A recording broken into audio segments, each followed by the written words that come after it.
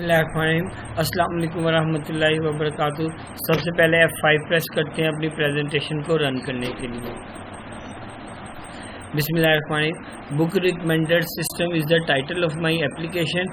I am student of Virtual University of Pakistan. My name is Hafiz Mohammad Umar and something about my project. ये project जो है ये एक web application है जो मैंने JSP में बनाई है। ये वेब एप्लीकेशन जो है वो मुख्तलिफ यूज़र्स को फैसिलिटेट कर रही है, जिसमें एडमिन है और बुक रीडर है और सपोर्टिंग स्टाफ है। एडमिन हमारी एप्लीकेशन को मैनेज करेगा, जबकि जो है वो एडमिन जो है वो हमारी एप्लीकेशन को इस्तेमाल करते हुए बुक्स ऐड कर सकते हैं, उनको मैनेज कर सकते हैं, एडिट और डिलीट कर सकते हैं। इसके अलावा जो है वो रीडर जो है वो हमारी बुक को देखेगा और बुक को पसंद करेगा, अपनी इंटरेस्ट के मुताबिक जो उसकी चॉइस होगी उसको वो सेव करेगा और उसके मुताबिक जो है वो सर्च करने के बाद जो है वो उसको वो परचेज़ कर सकता है। ठीक है, तो ये हमारी एप्लीकेशन का काम है। हमारी एप्लीकेशन में जो है वो परचेजिंग जो है वो यूज़र जो है वो 3 तरीक़ों से कर सकता है। कैश ऑन डिलीवरी से भी पे कर सकता है, पेमेंट मेथड है एक, और कैश ऑन डिलीवरी के अलावा ऑनलाइन ट्रांजैक्शन है जैसे बैंकिंग के थ्रू और वीज़ा कार्ड के थ्रू भी हम इसमें यूज़र की पेमेंट रिसीव कर सकते हैं। ये हमारा VU प्रोसेस मॉडल है जो यूनिवर्सिटी ने हमें रिकमेंड किया था कि आप जो है VU प्रोसेस मॉडल इस्तेमाल करें, स्पाइरल मॉडल और वाटरफॉल मॉडल। तो ये दोनों का कम्बिनेशन है VU प्रोसेस मॉडल। इसमें दोनों की खसूसियात हैं, जैसे ये आपको डिफरेंट स्टेजेस में नज़र आ रहे हैं। रिक्वायरमेंट आ रहा है, एनालिसिस आ रहा है, डिज़ाइन, कोडिंग, टेस्टिंग और ये एक्सेप्टेंस। ये हमारे डिफरेंट फेजेस हैं जिनमें काम हो रहा है, और साथ जो है वो स्पाइरल मॉडल के ज़रिए हम उसकी प्रॉपर डॉक्यूमेंटेशन भी करें, उसका प्रॉपर एनालिसिस भी करें। इससे हमारी जो चीज़ है उसकी एफिशिएंसी और परफॉर्मेंस जो है वो इंक्रीज़ हो जाती है। ये हमारे पास यूज़ केस डायग्राम है, इसमें डिफरेंट यूज़र जो हैं वो दिखाए गए हैं। यहाँ पर स्टाफ है, यानी एडमिन सपोर्टिंग स्टाफ है जो हमारी बुक्स को यूज़र तक पहुँचाता है।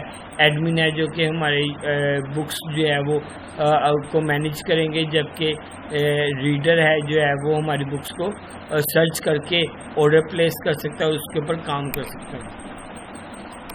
बिजनेस टूल्स, जैसा कि मैंने पहले बताया कि एडमिन यही काम करेगा और जो है वो सपोर्टिंग स्टाफ ये काम करेगा।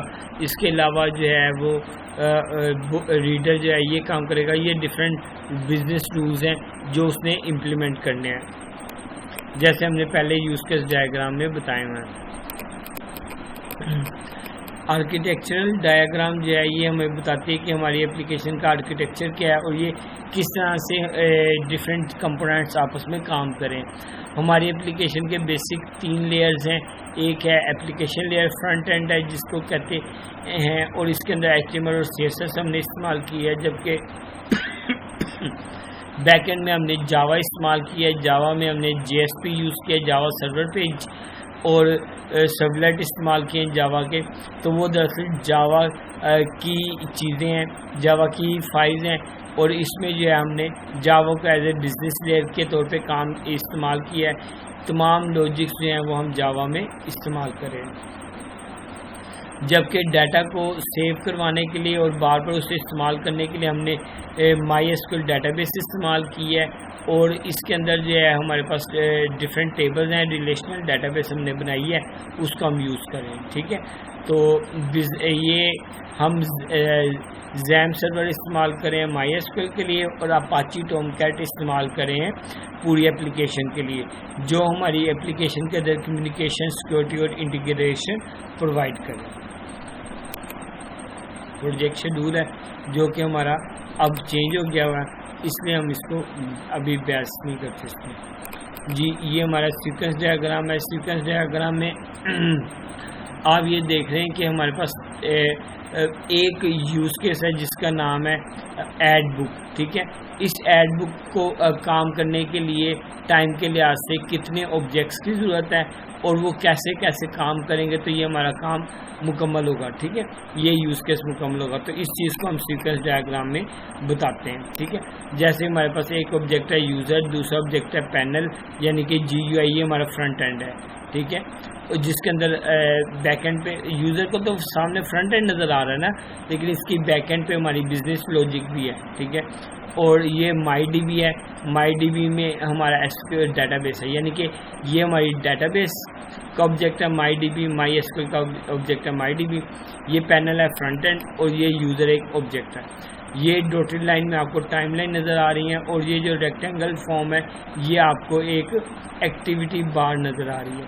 सबसे पहले यूज़र यू आता है, वो GUI ओपन करता है, उसमें एडिट टाइटल डिटेल्स और कैटेगरी को ऐड करता है, उसके बाद सबमिट करता है। जैसे ही वो सबमिट पर क्लिक करेगा तो जो है बुक्स की डिटेल जो है वो डाटाबेस में सेव हो जाएंगी और उसका रिस्पॉन्स आ जाएगा सक्सेसफुल और डाटा इज सेव सक्सेसफुली। इस तरह से हमारा ये एक जो बुक ऐड करने का मेथड है वो हमने देखा कि इस तरह से ये काम करेगा और इसको हमने सीक्वेंस डायग्राम के ज़रिए शो करवाया। अब यूज़र जो है यानी कि रीडर जो है या बायर जो है वो जो बुक परचेज़ करना चाहता है वो अपनी मर्ज़ी के मुताबिक सर्च करना चाहता है। तो यूज़र जो है सबसे पहले आएगा, GUI ओपन करेगा, कैटेगरी सिलेक्ट करेगा, व्यू बुक डिटेल्स पे क्लिक करेगा तो उस कैटेगरी के लिहाज से बहुत सी बुक्स आ जाएंगी। अगर उसको टाइटल याद है तो वो टाइटल भी दे सकता है, लेकिन अभी हम उसे सर्च करें बाय कैटेगरी, ठीक है। तो उस कैटेगरी की सारी बुक्स डाटाबेस में ऐसे वो एक्सेस करके उसको वो सामने फ्रंट एंड पे शो करवा देगा। इस तरह से तमाम बुक्स जो हैं वो शो हो जाएंगी। जी, ये हमारी एक बहुत इंपॉर्टेंट डायग्राम है। इस डायग्राम का मतलब नाम है लॉजिकल और क्लास डायग्राम। लॉजिकल और क्लास डायग्राम में हमारे पास डिफरेंट क्लासेस हैं और उनके रिलेशनशिप हम शो करते हैं, ठीक है। According to programming, object oriented programming, दो क्लासेस जो हैं वो आपस में रिलेट करती हैं इन टर्म ऑफ इनहेरिटेंस, ठीक है। इसके अलावा बाकी सारी एसोसिएशन जो है वो ऑब्जेक्ट एसोसिएशन कहलाती हैं।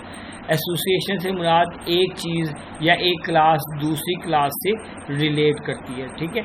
इसको एसोसिएशन कहते हैं या रिलेशनशिप आप कह सकते हैं, ठीक है।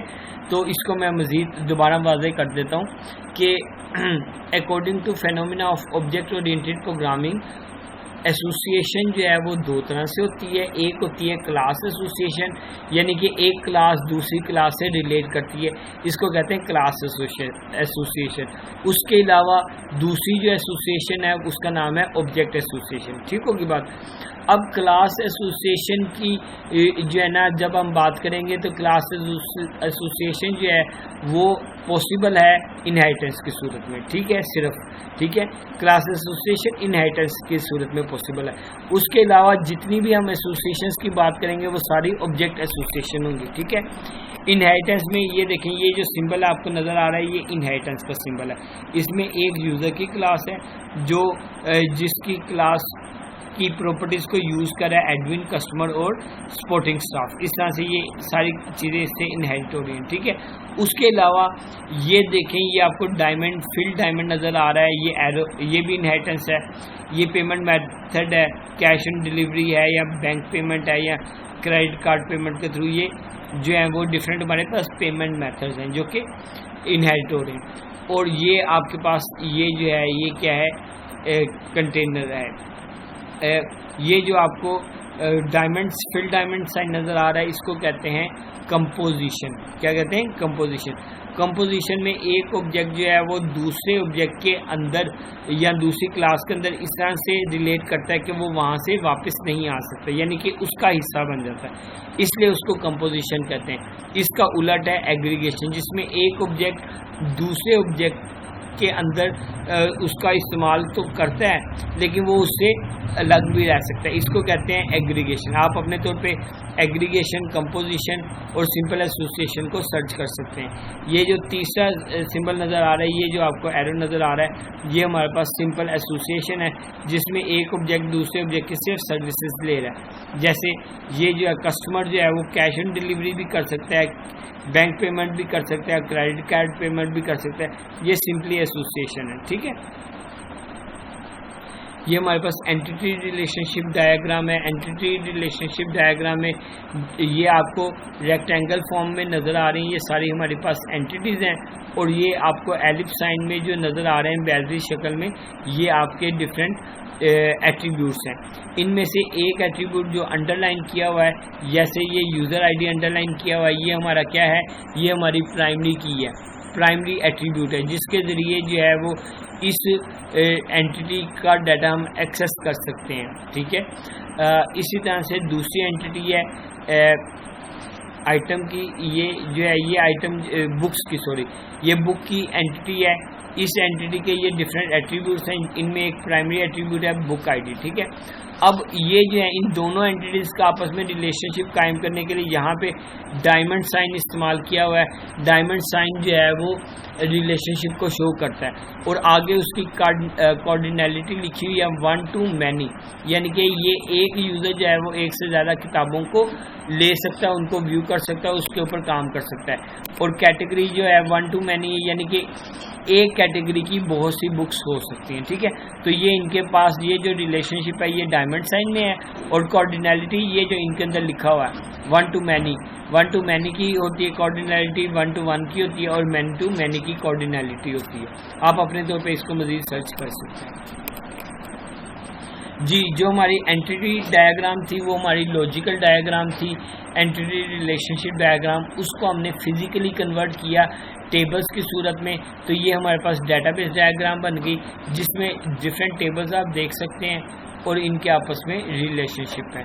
तो ये जो टेबल बन गए, रिलेशनशिप बन गए, इनके दरम्यान में प्राइमरी की और फॉरेन की के लिहाज से हमने रिलेशनशिप बनाए हैं, इसलिए ये रिलेशनल डेटाबेस हमने यूज़ किया है। ठीक है, मिसाल के तौर पे ये एक यूज़र है, ये यूज़र आईडी है, ये इसके प्राइमरी की है, ये 1 है, और ये यहाँ पे कस्टमर आईडी बन गया, और ये जो है ये डिफरेंट पेमेंट्स कर सकता है, तो ये 1 to many का रिलेशनशिप बन गया।